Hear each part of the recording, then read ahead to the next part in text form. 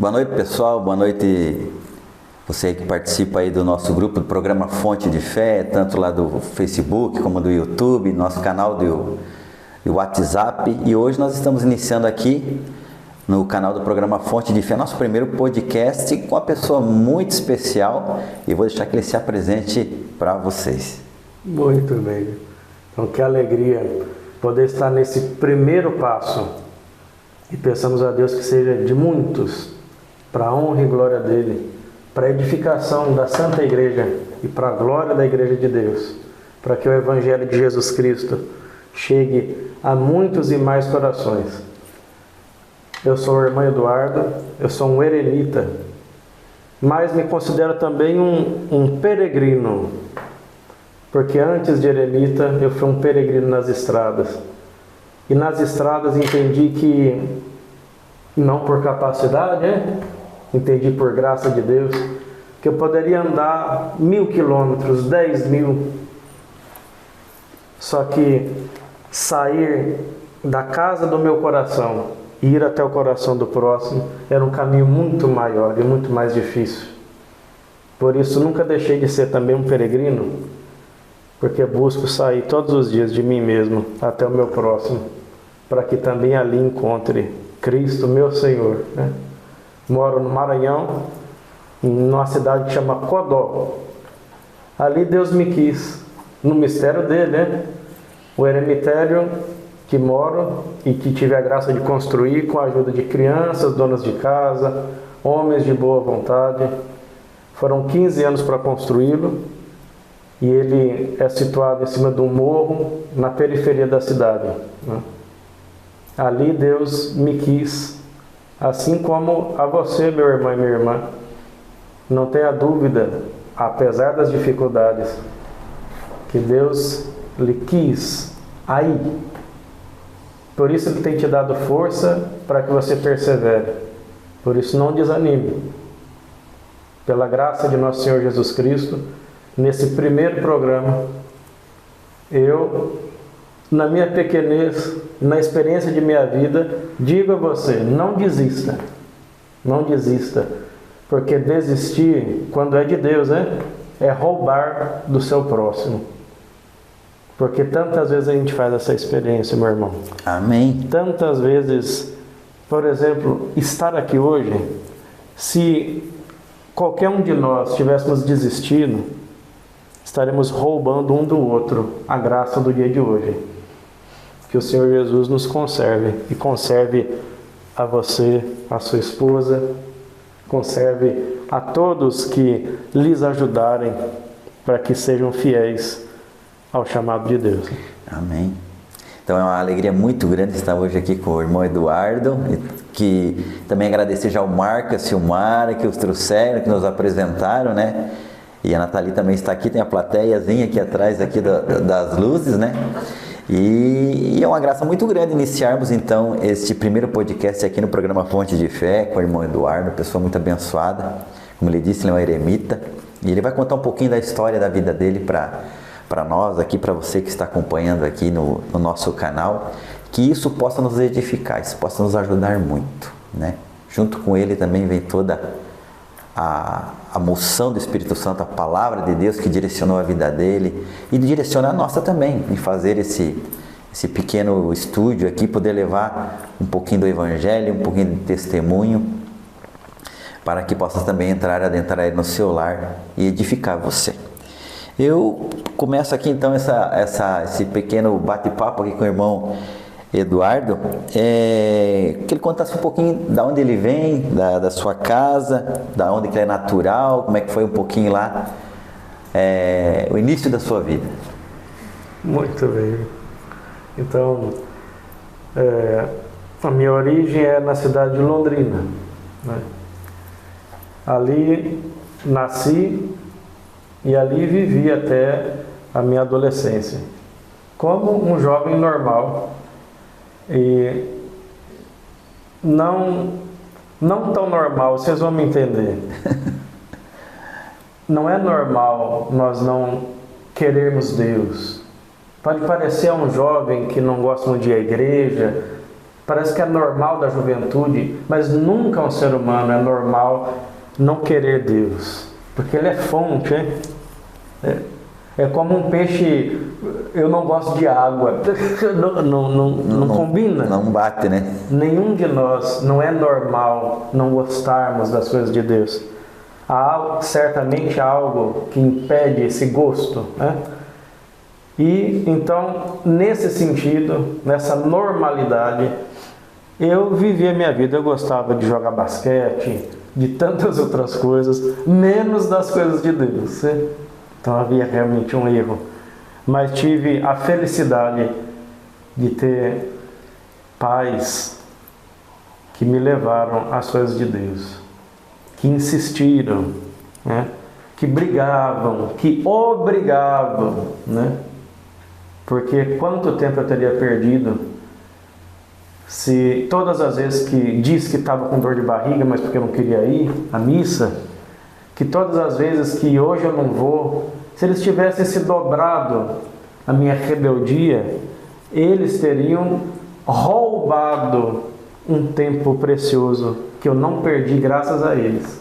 Então, obrigado, pai e mãe, pelo testemunho de vida de vocês, que mesmo quando eu não sabia, vocês me conduziram a Deus e fizeram com que eu não tivesse perdido esse tempo, mas colaboraram, né, o futuro chamado que Deus haveria de me fazer. Então ali em Londrina vivi essa vida normal, até que o amor de Deus mudou tudo, né? Eu nunca quis ser coroinha, é um caminho totalmente ao contrário do normal. Nunca fui coroinha, não gostava de sentar lá na frente, nunca fui participativo. E de repente Deus escolheu esse, que nem gostava dele. Tamanho é o amor de Deus por nós. Escolheu aquele que não gostava dele, mas encheu de tanto gosto que eu não consigo deixar de gostar mais. Isso já vão mais de 20 anos, viu? Todos os dias vivo desse amor. Um gosto que eu acho que será saciado apenas na eternidade, viu? E eu não vejo a hora. Então, irmão Eduardo, a gente, assim, na nossa juventude, eu também me identifico muito, né? Aquelas fases que a gente passa por rebeldia e, né, um pouco arredio. E naquele momento ali, a religiosidade, quando que a religiosidade entrou na sua vida assim de vez? Meu irmão, é um mistério do amor de Deus. Eu não consigo lembrar de um fato específico. Eu sei que esse amor me envolveu de tal forma que daquele que não gostava, como disse, comecei a sentir um gosto que meu pai e minha mãe não precisavam mais me levar. Eu ia só. Eu lembro que pegavam um amigo de infância e estava tão cheio desse amor que eu falava, vamos lá na igreja para ver se o padre atende a nossa confissão. Menino, era um desejo das coisas de Deus, um desejo. Isso já era que idade, assim?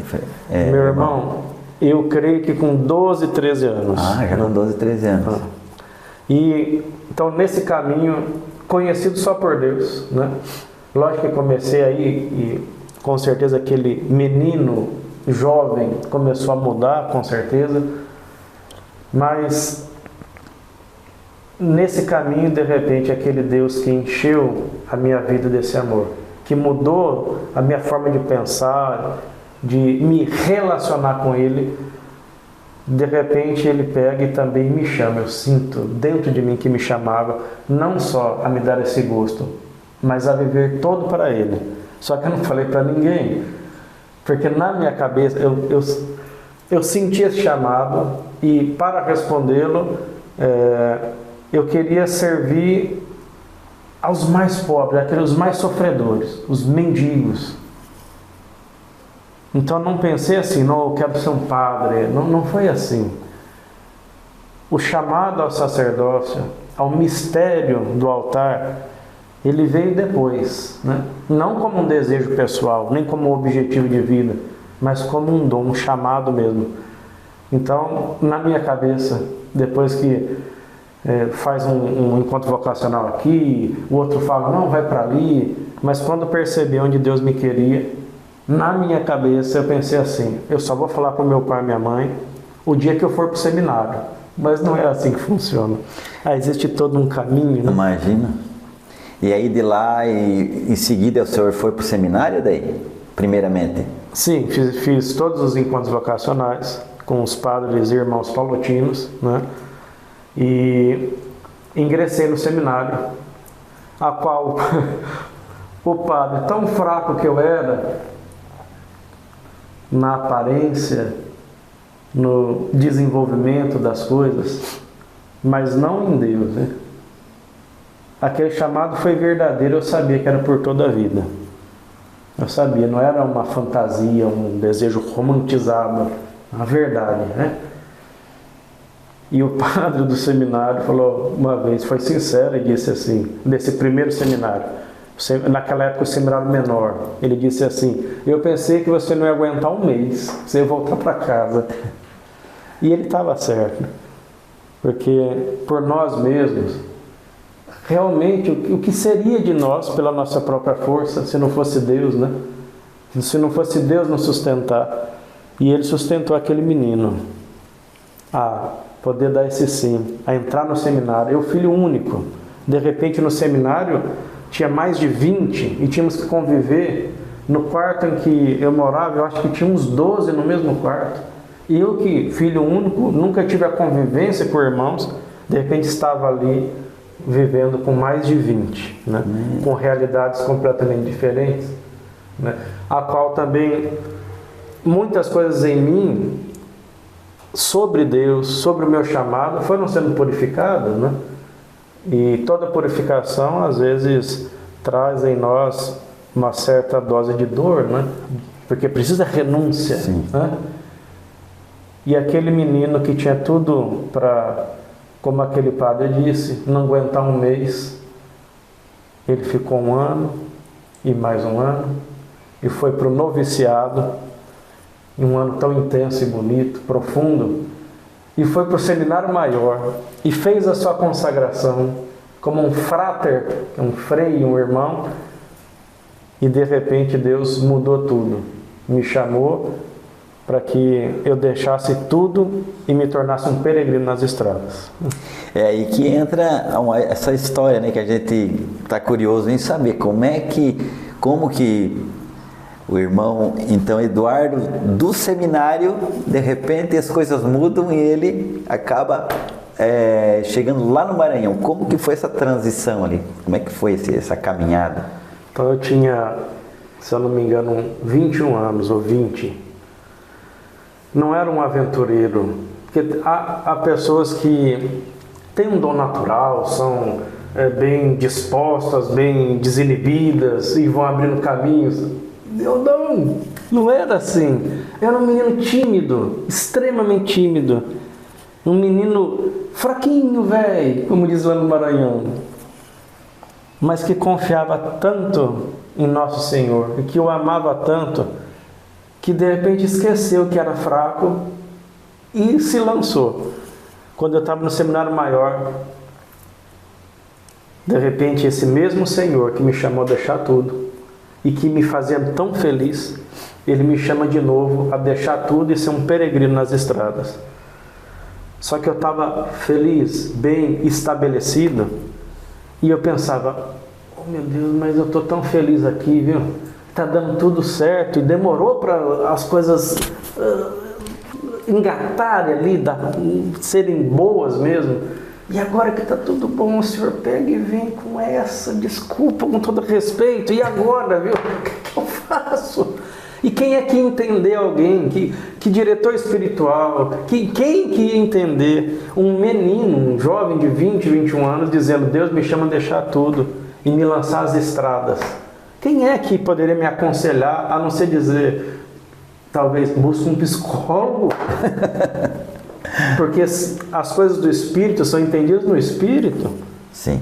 Não são simplesmente, não é um título. Ser um diretor espiritual é ser um homem, uma mulher que conhece os caminhos do Espírito, porque foi conduzido pelo próprio Espírito Agora, só ganhar um título, você vai dar um conhecimento que você adquiriu na faculdade, na vida, né? Mas não basta, porque diante do mistério de Deus, você vai esbarrar com aquele mistério e não vai ter resposta. Então não tinha ninguém, só nosso Senhor Jesus Cristo, a qual bastava. E eu dei então esse sim, e da porta do seminário eu saí como um peregrino nas estradas. A faculdade faltando 3 meses para acabar, todos os meus sonhos, e em um dia eu era o freio, o frater, respeitado, sente aqui, o senhor não quer alguma coisa? Um menino, mas o senhor, né? E de repente no outro dia eu era o louco. Não falem com ele, ó. Mas o amor de Cristo me impulsionou, me levou. E de repente, aquilo que seria tão ofensivo para qualquer pessoa, aqueles que eram amigos antes, de repente te deixaram. Um fato até, a mãe de um seminarista, um frater, a qual convivíamos tantos anos, disse para o filho: se ele aparecer na minha cidade, pedir comida na minha porta, eu não abro a minha porta para ele.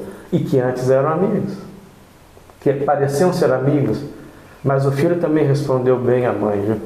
Teve coragem de dar uma boa resposta, né, que ela estava errada, não se deveria fazer aquilo, né? E bonito foi quando Deus me chama assim, a esse novo momento, a esse novo caminho, a esse novo caminhar. Os padres palotinos então me levam a Londrina, isso eu estava em Curitiba, me levam a Londrina, para que, eu acho que a intenção deles era me levar até o meu pai e minha mãe, porque talvez eu não estava batendo muito bem da cachola, e o meu pai e minha mãe pegar o problema e entregar para o pai e a mãe. Talvez eu desistisse, né? Mas era Deus. Então mesmo meu pai e minha mãe não tendo clareza, porque ninguém tinha, era um mistério de Deus, entre Deus e a alma chamada e escolhida. Meu pai e minha mãe não tinham como ter nem capacidade de entender, a não ser acreditar. E não podia esperar isso de ninguém. Então, os padres chamam lá no seminário, meu pai e minha mãe, e eu acho que com esse intuito de dizer, e eu acabar desistindo. E me lembro que os dois foram bem firmes, né? Deus vem em socorro de todos nós ali naquele momento. E lembro que disseram assim: meu filho não é louco, nós confiamos em Deus e nele. Se um jovem deixa tudo como ele está fazendo, é para algo muito maior que a gente possa compreender. Só que para o coração de pai e mãe, eu era apenas um menino, um jovem de 21 anos, e que agora iria viver nas estradas, e não tinha WhatsApp naquele momento. Era orelhão. Então numa cidade eu tinha que ganhar algum dinheiro na rua para comprar um cartão telefônico para dizer: estou vivo, estou em tal cidade. Então foi uma oferta muito bonita do meu pai e da minha mãe, que poderiam ter pego aquele jovem e interditado aquele jovem, mesmo que de maior, mas feito qualquer coisa para que eu pudesse desistir. Mas me apoiaram como podiam naquele momento, com o seu respeito, com o seu amor. E assim eu comecei esse caminho, né? Com esse lançar-se sem saber como seria, mas confiando inteiramente que o Senhor ia guiar os meus passos. Já é uma graça muito grande o apoio do pai e da mãe, né?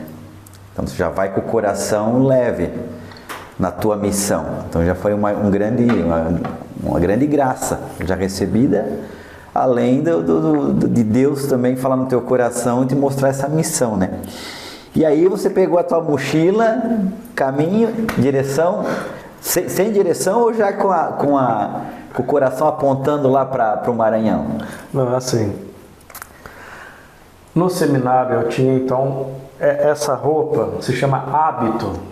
O do padre chama batina, que é aquela preta com os botões, mas de um religioso se chama hábito.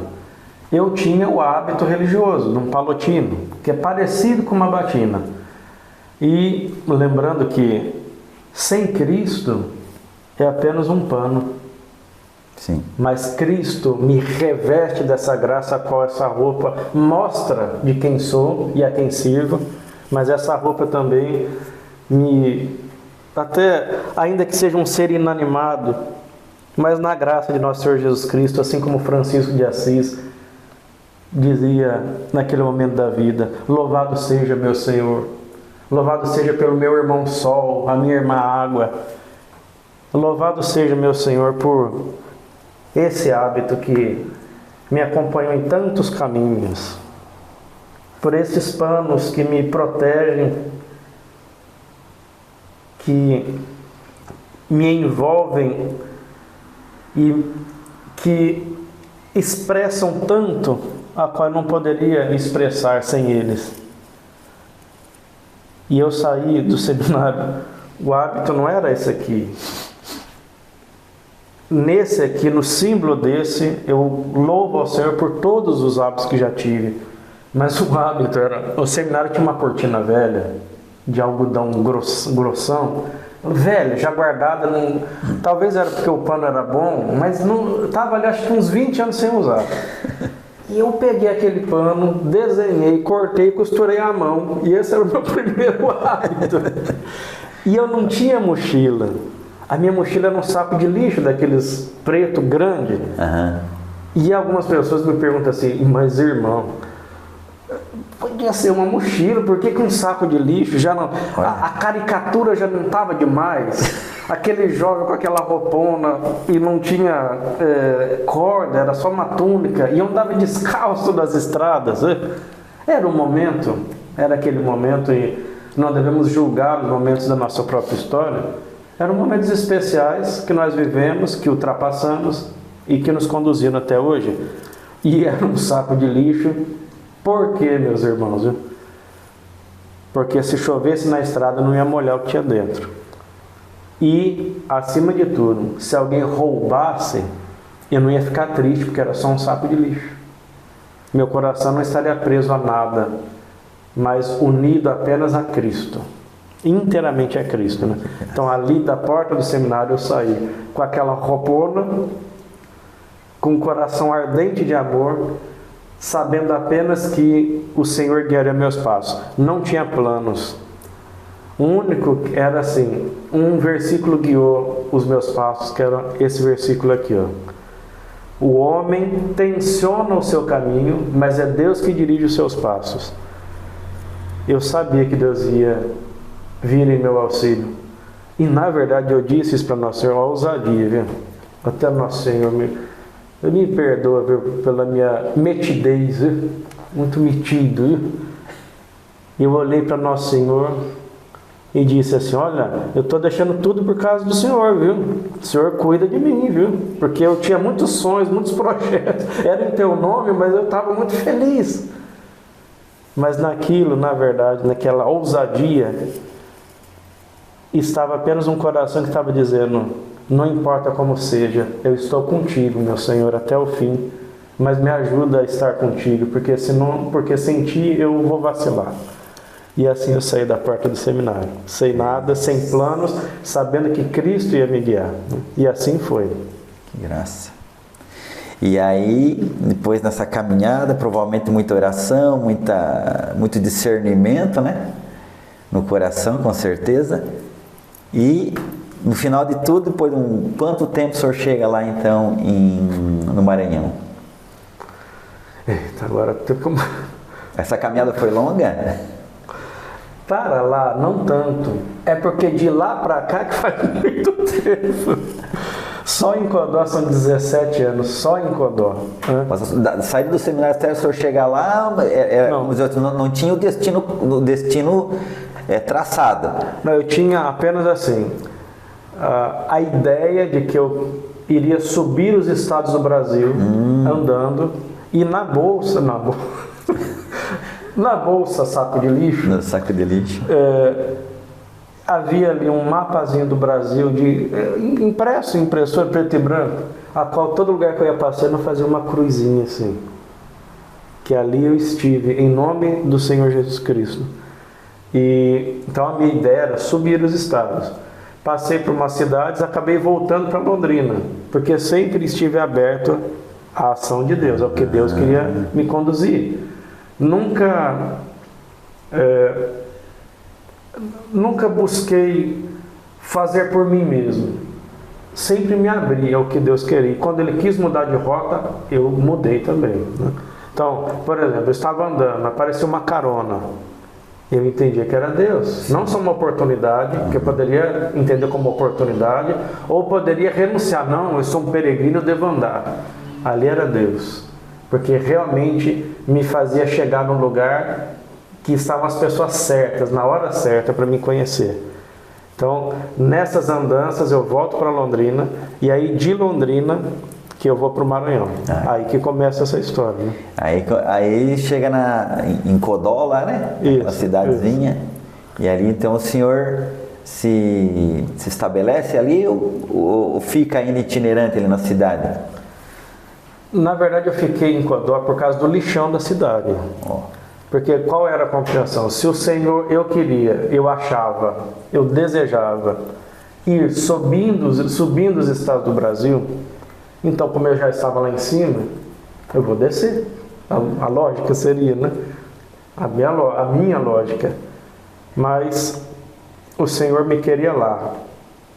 E Ele evidenciou isso. Eu não partilho isso como imaginação ou um romantismo da própria história. Como é que eu posso dar a certeza a quem me ouve sobre isso? Um dia, antes de ir para o Maranhão, eu fui visitar minha avó em Londrina.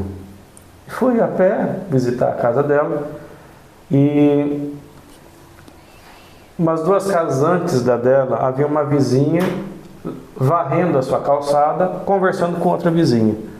Eu passei, cumprimentei aquelas mulheres e a mulher falou assim, por 3 vezes, falou assim: eu não posso conversar com ele que eu choro. Realmente estava chorando.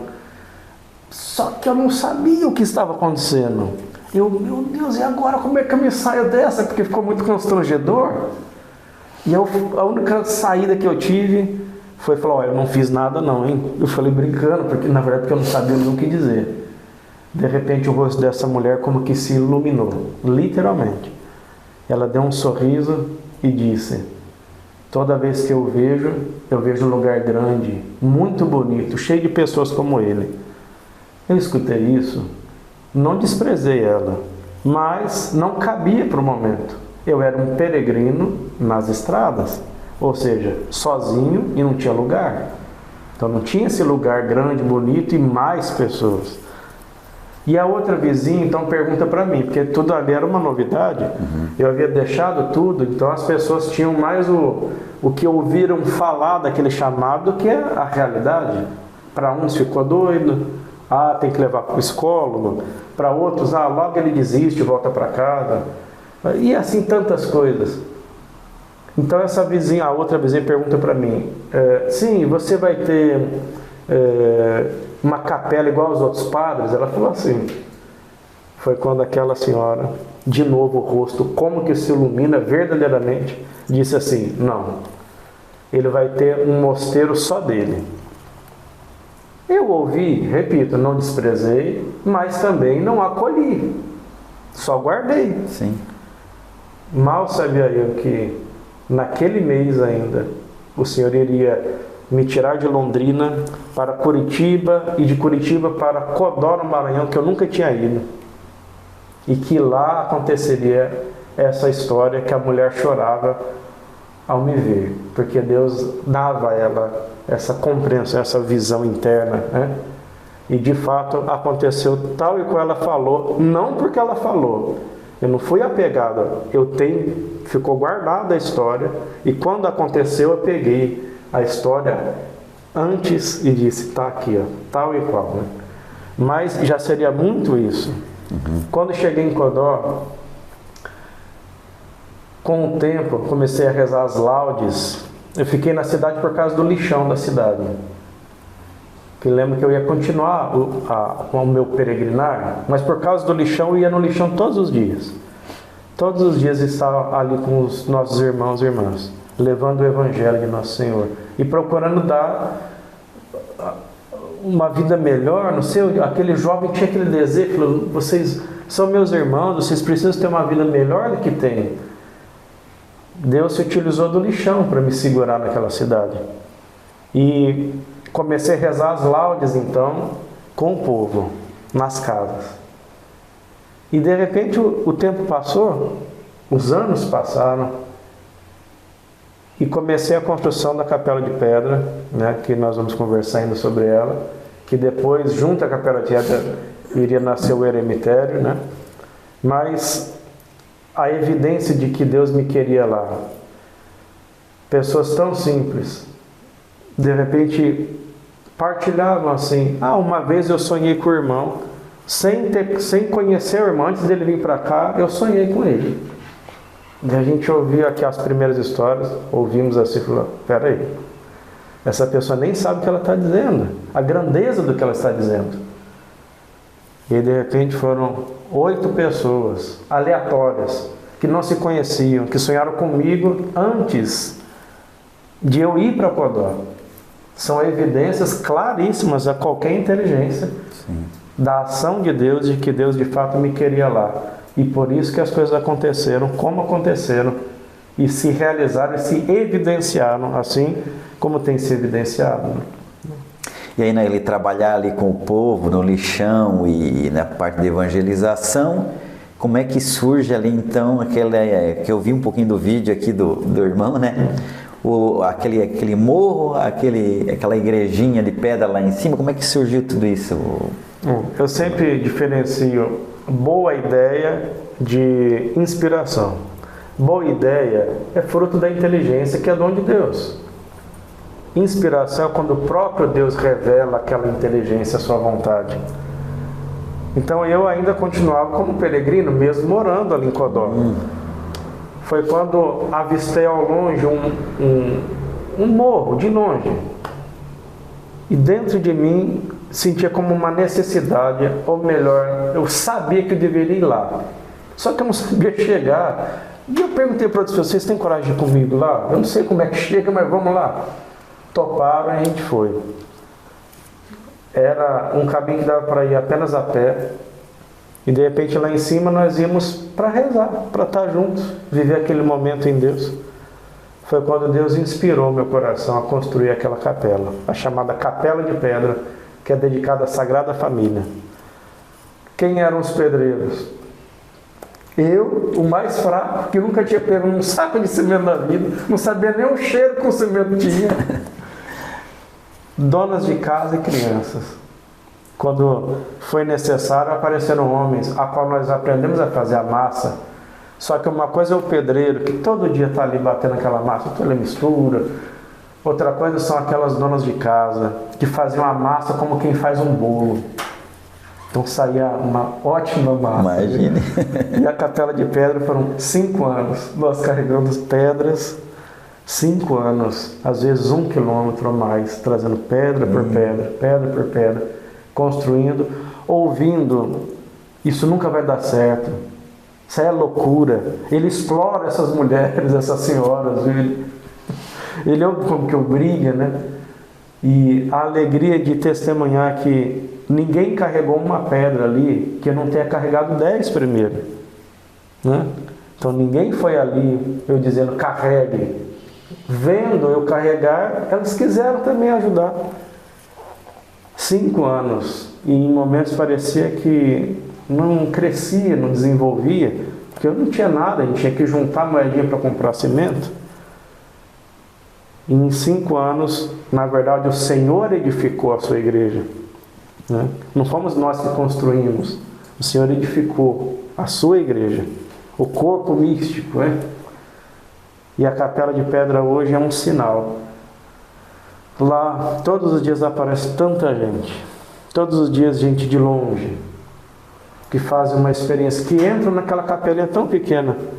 Inclusive uma advogada, há um tempo atrás, foi lá, sentou naquele banco, que nem é banco, é só uma tábua assim ainda. Sentou naquela capelinha, um calor desconfortável. Só aquelas pedras assim... que é bonito por causa de Deus, porque é Deus que dá aquela beleza, mas é rústico, é simples. E de repente a advogada, chorando, chorando. Mas era o choro de alegria, a alma tocada, hein?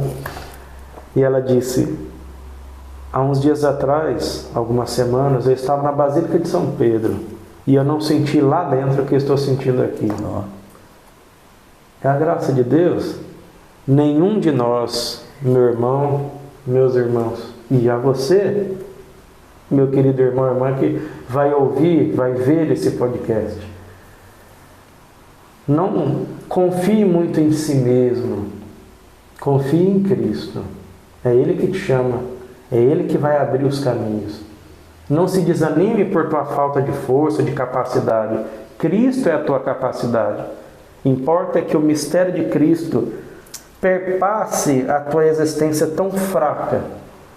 A força de Cristo é a tua força, não a tua. E assim foi na minha vida. Por isso deu certo. E a Capela de Pedra é essa fonte de bênção para a vida de tanta gente. Aí hoje o senhor vive lá, eu vi ali nos vídeos, depois eu vou colocar no finalzinho aqui um trechinho num vídeo do irmão lá, então no eremitério dele. E como é que é a vivência lá, irmão Eduardo? Lá? O senhor é eremita, tem mais alguém que vive sozinho lá? Então assim, vamos lembrar que foi uma inspiração, mas eu continuava um peregrino. E o Senhor foi guiando meus passos, ao passo que a capela crescia, também crescia a compreensão desse próprio chamado. E eu entendi que o Senhor me chamava a esse mistério que se chama a vida eremítica, a ser um eremita. Desde João Batista, homens e mulheres nos desertos, nas montanhas. E hoje, muitos eremitas em casa, em apartamento, que passam despercebidos, são os eremitas urbanos, né? Esse dom que o Senhor deu à igreja desde o começo. Só que não é tão conhecido porque o eremita, por natureza, não tem necessidade pessoal e não tem o porquê mostrar-se. A graça de Cristo faz com que os filhos da igreja sejam atraídos aos eremitas, né? Não a pessoa deles, mas a Cristo, como nos desertos, como Santo Antão que foi ao deserto e ele queria só Cristo. Mas de repente os filhos da igreja iam atrás para ouvir Antão. E assim foram tantos e tantos, e sem mérito nenhum, assim tem sido também eu, né? Um eremita vivendo naquela periferia, em cima daquele morro. Mas cada eremitério e cada eremita, ainda que tem traços característicos, né, dessa forma de vida, mas a cada eremita Deus dá uma graça única. Então, nesse eremitério, que é dedicado a Nossa Senhora de Fátima, é um eremitério em que os filhos da igreja têm acesso. Então, não existem eremitérios que o eremita é só isolado, mas nesse eremitério, todo filho da igreja, toda pessoa que ali buscar esse refúgio, todos podem fazer essa experiência. E acaba exigindo bastante do eremita, porque o eremita, ele se realiza plenamente no mistério de Cristo, no silêncio, na oração, no escondimento, e de repente eu tenho que me esconder nas dores de cada coração que está ali. E o povo sempre subindo, sempre tem visita. De todas as partes, é impressionante. Lá já subiram pessoas, se eu não me engano, de 7 ou 8 países, de quase todos os estados do Brasil. E impressionante é que a Capela de Pedra é mais conhecida fora de Codó do que mesmo em Codó. Agora que as pessoas de Codó estão indo lá, de verdade mesmo, né? Mas é assim que o Senhor faz as coisas, né? Não aos nossos próprios olhos, a nossa própria capacidade, ao nosso próprio entender, né? Porque para mim era doloroso, falando, meu Deus, o Senhor deu esse lugar santo para esse povo, e eles não desfrutam, e vem gente de fora, e tantas graças, sabe, coisas lindas e maravilhosas, né? Mas tudo tem o seu tempo, por isso não desanime, viu? Porque não se pode forçar aos outros aquilo que nós mesmos recebemos no nosso tempo. Não se pode fazer isso. Você recebeu e acolheu a graça de Cristo em sua vida, em um tempo determinado da sua existência. Oxalá fosse desde o princípio, mas nem sempre foi assim. E de repente, aqueles que nós amamos, nós queremos urgentemente, sendo que isso não aconteceu conosco, né? Isso é verdade. Então lá estou experimentando também a questão do tempo. Demorou muito tempo para que essa edificação acontecesse. Demorou muito tempo para aquele povo despertar a graça que estava sempre ali. Mas agora está acontecendo. Que graça. E a gente sabendo que o Espírito Santo ele é inquieto, né? Irmão Eduardo, qual que é os planos, os projetos do Senhor lá, né? A continuidade dessa missão lá em Codal? Meus planos? A vida eterna. Vivo esperando que Cristo me chame. Vivo até o último bater do meu coração de amor por Cristo e a igreja. Os meus planos é apenas realmente que Cristo me chame e que eu possa olhar para Ele e dizer: valeu, Senhor, viu? Eu deixei tudo, viu? E não é mérito não, o Senhor sabe dessas coisas, viu? Mas valeu, viu? Porque Tu, meu Senhor, Tu te tornastes para mim a alegria da minha alma. E nada nem ninguém foi capaz de sufocar, de tirar de mim esse tesouro que o Senhor é para mim. E hoje, depois de uma vida, eu apenas me achego a Ti. E deixa que eu fique aqui num cantinho, viu? Não quero o céu todo para mim não, viu? Tá perto dele, em cima do morro, mas não... Eu quero só lhe ver de longe, para mim já tá bom, viu? Eu que lhe amei, lhe desejei o tempo todo, viu? Que gastei todo o meu ser por Ti. Eu quero apenas que eu possa, num cantinho, possa lhe espiar, viu? Mas Tu, meu Senhor, que és bom e rico em misericórdia, eu sei que me acolherás no Teu abraço infinito, onde não haverá mais dor, nem sofrimento, nem peleja, mas somente o Teu amor. Amém. Amém. Então esse aqui é o irmão Eduardo, veio trazer essa graça hoje, né, desse bate-papo aqui, desse podcast, primeiro podcast aqui no programa Fonte de Fé. E quero agradecer de coração a ele por ter vindo aqui, né, de tão longe, ao Marcos e Silmara que o trouxeram. E vou deixar para ele aqui, então, fazer as suas considerações finais aí para nós encerrarmos esse bate-papo de hoje aí, que foi uma graça, com certeza, muito grande para todos nós. Então, assim como pude expressar um pouquinho desse chamado, de minha vida, o privilégio de compartilhar com irmãos tão queridos, né? E com todas as pessoas que nos verão, né?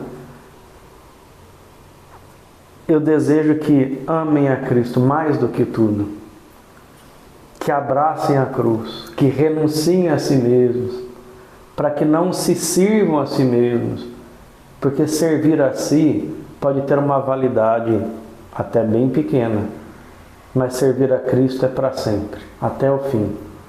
Ame a nosso Senhor, dê a vida para que o Evangelho de Jesus chegue a tantos corações, porque amando o Senhor mais do que tudo, você será capaz de amar o seu próximo da forma correta, santa, frutuosa, porque sem Cristo haverá só um desgaste parecido com amor, uma preocupação que acaba com o ser humano, mas não resolve nem lá nem cá.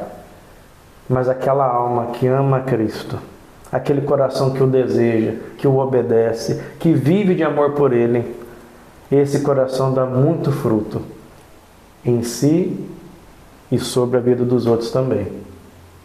Obrigado e até a próxima. E espero que a próxima seja na glória do céu. Amém. Amém. Obrigado a você então que assistiu aqui esse podcast aqui. O irmão Eduardo. Já te peço que você curta, compartilhe, se inscreva no nosso canal, deixe o seu like, tá? E vou pedir então ao irmão Eduardo que nos dê a bênção final aí para encerrar, com a graça de Deus, este bate-papo de hoje. E também desejo a você que seja um homem ou uma mulher de oração, não um homem ou uma mulher que reza, que que ora, mas sejam orantes. A oração é vida, enche de vida a alma. A oração deve ser mais natural a nós do que as coisas que são propriamente naturais, piscar os olhos, respirar, comer, desejar o alimento, né?